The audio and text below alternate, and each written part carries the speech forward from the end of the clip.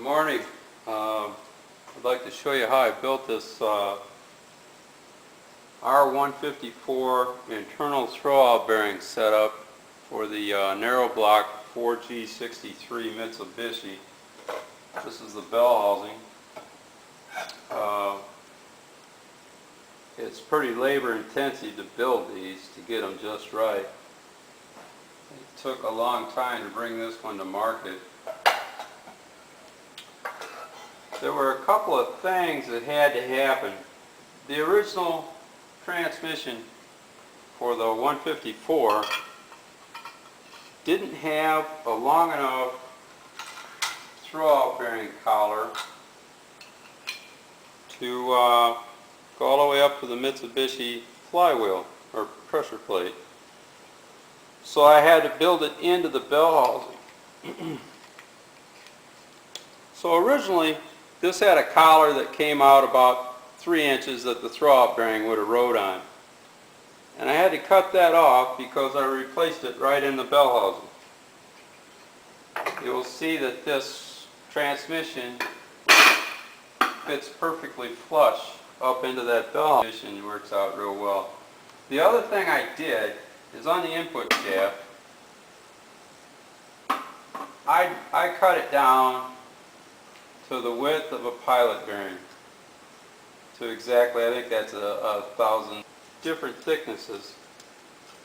And instead of, they had an arrangement in here where you were supposed to just put a nut on these studs and the bearing would push just against those studs. I liked it better pushing against the whole pad. So I made these plates different thicknesses, and I fit them down in there so that you could select your adjustment. It's with a new disc on the Mitsubishi stock clutch. And then I use this Coleman style throwout bearing. And all I did was bring out these ends so that these are 1/8 pipe fittings so that you can fit them to any fitting that you'd like. And I built this spacer that's beveled on the 2 sides to use the stock Toyota pilot bearing setup. You simply put the spacer into the crankshaft end and then put your bearing in there. And I made this plate because I was concerned about starter location, and I like to cover up the flywheel from rocks and stones and all that sort of thing. The other thing I did is I had to bore this inner circle out of the flywheel, and I had to make it big enough to accept the input shaft so that the input shaft could spin in there freely.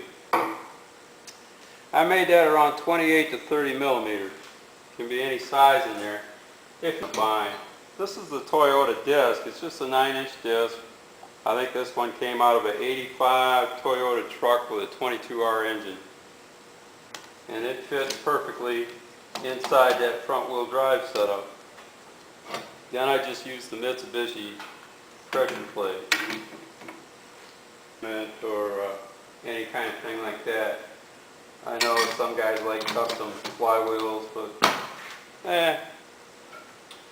So this is the whole system as it goes. And it bolts right in there.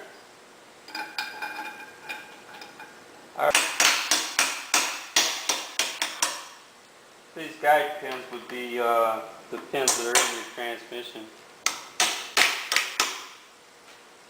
So the guides are all in and everything, and it still spins freely.